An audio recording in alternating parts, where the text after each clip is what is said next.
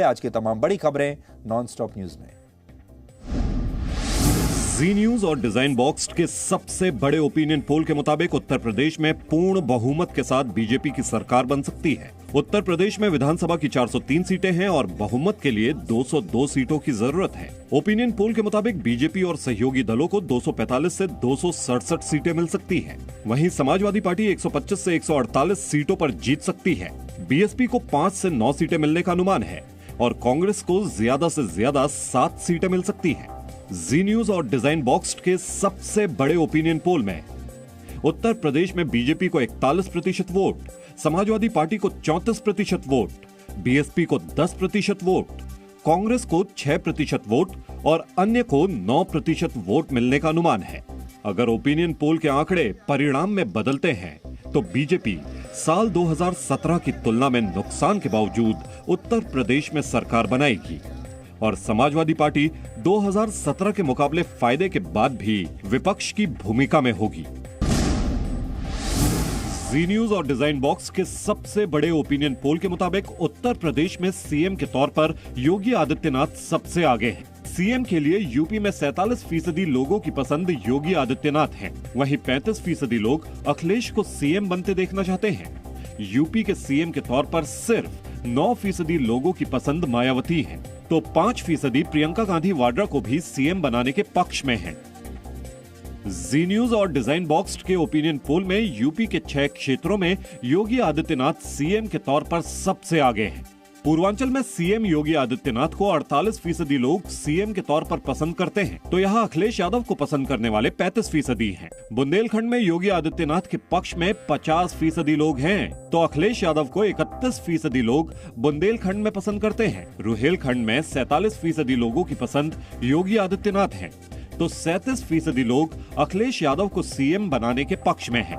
अवध में 47% ने योगी आदित्यनाथ को अपनी पसंद बताया, तो 34% अखिलेश यादव के साथ दिखे। मध्य यूपी में 47% योगी के पक्ष में हैं और 35% अखिलेश के साथ दिख रहे हैं। पश्चिमी उत्तर प्रदेश में योगी आदित्यनाथ और अखिलेश के बीच का फासला 2% का है। यानी जी न्यूज और डिजाइन बॉक्स के ओपिनियन पोल में योगी आदित्यनाथ उत्तर प्रदेश के सीएम के तौर पर पहली पसंद बने हुए हैं। बीजेपी की केंद्रीय चुनाव समिति की बैठक में सहयोगी पार्टियों के साथ सीट शेयर के फॉर्मूले पर सहमति बन गई है। गुरुवार को बीजेपी उत्तर प्रदेश के उम्मीदवारों की तीसरी और उत्तराखंड के लिए पहली लिस्ट जारी करेगी।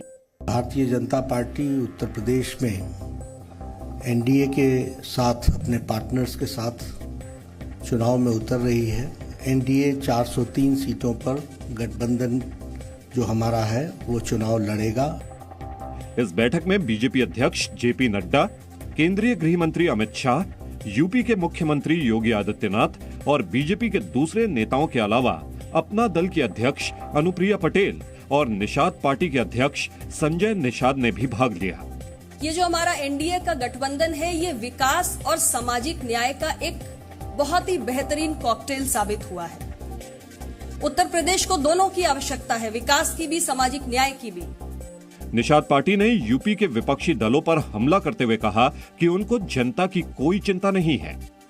पिछली सरकारों ने चिंता की होती तो 2014 से उत्तर प्रदेश में उन्हें करारी हार नहीं देखनी पड़ती। उधर बीजेपी ने यूपी चुनाव के लिए 30 स्टार प्रचारकों की लिस्ट जारी की, जिसमें PM Modi, JP Nadda, Amit Shah, CM Yogi सहित कई और बड़े चेहरे शामिल हैं।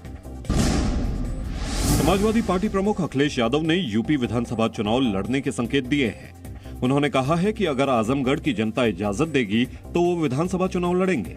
मैं आजमगढ़ की जनता से अनुमति लेकर के ही चुनाव लड़ूंगा, अगर चुनाव लड़ता हूं तो। अखिलेश के चुनावी मैदान में उतरने की खबरों पर बीजेपी ने तंज कसा है। मैं यह मानता हूं कि श्री अखिलेश यादव जी भाजपा की लहर से भयभीत हैं और 2022 के विधानसभा चुनाव में सुरक्षित ठिकाना तलाशने में अधिसूचना जारी होने के बाद इतना समय लगा दिया। अखिलेश फिलहाल आजमगढ़ से सांसद हैं और पहले कभी भी विधानसभा चुनाव नहीं लड़े हैं। मुलायम सिंह यादव की बहू अपर्णा यादव के बीजेपी में शामिल होने से समाजवादी पार्टी को झटका लगा है। यूपी के डिप्टी सीएम केशव प्रसाद मौर्य और प्रदेश अध्यक्ष स्वतंत्र देव सिंह ने अपर्णा यादव को बीजेपी की सदस्यता दिलाई। मैं हमेशा से प्रभावित रहती थी आदरणीय प्रधानमंत्री जी से मैं बस यही बोलना चाहती हूँ कि अब मैं राष्ट्र की आराधना करने निकली हूँ, इसलिए आप सभी लोगों का सहयोग भी बहुत अनिवार्य है। बीजेपी ज्वाइन करने के बाद अपर्णा ने बीजेपी अध्यक्ष जेपी नड्डा से भी मुलाकात की। अखिलेश यादव ने अपर्णा के बीजेपी में शामिल होने पर शुभकामनाएं देते हुए कहा कि नेताजी ने बहुत समझाने की कोशिश की। वहीं उत्तर प्रदेश के मुख्यमंत्री योगी आदित्यनाथ ने अपर्णा के बीजेपी में शामिल होने पर स्वागत किया। विश्वास है कि अपर्णा जी भारतीय जनता पार्टी के साथ मिल करके इस बृहद परिवार का हिस्सा बन करके भारतीय जनता पार्टी को मजबूती प्रदान करने और अपने सामाजिक सेवाओं को इस मंच के माध्यम से आगे बढ़ाने का कार्य करेंगे। वहीं अपर्णा यादव के बीजेपी में शामिल होने पर केंद्रीय मंत्री अनुराग ठाकुर ने अखिलेश यादव और स्वामी प्रसाद मौर्य पर तंज कसते हुए कहा कि बीजेपी में बहु बेटियां सुरक्षित हैं। ये सामने ही उदाहरण है, मुलायम जी की बहू और स्वामी प्रसाद मौर्य जी की बेटी दोनों ही भारतीय जनता पार्टी में अपने आप को सुरक्षित महसूस करती हैं। सूत्रों के मुताबिक बीजेपी अपर्णा यादव को लखनऊ से चुनावी मैदान में उतार सकती है। दिवंगत सीडीएस जनरल बिपिन रावत के छोटे भाई रिटायर्ड कर्नल विजय रावत बीजेपी में शामिल हो गए हैं। उत्तराखंड के सीएम पुष्कर सिंह धामी ने उन्हें दिल्ली में पार्टी की सदस्यता दिलाई। इस मौके पर सीएम धामी ने बिपिन रावत और उनके परिवार की राष्ट्र सेवा को नमन किया। आपकी 3 पीढ़ियां सेना में रही हैं, तीनों पीढ़ियों ने सेना के लिए काम किया है। इस अवसर पर आज मैं आपका बहुत स्वागत करता हूं। बीजेपी में शामिल होने के बाद रिटायर्ड कर्नल विजय रावत ने कहा कि बीजेपी के पास उत्तराखंड के लिए बेहतर विजन है। In case they ask me to, yes, I certainly would like to serve the people of Uttarakhand in my capacity, in whatever capacity I can. Uttarakhand विधानसभा के लिए 14 फरवरी को वोट डाले जाएंगे। Presenting B News app, available on Google Play and App Store. Download it now.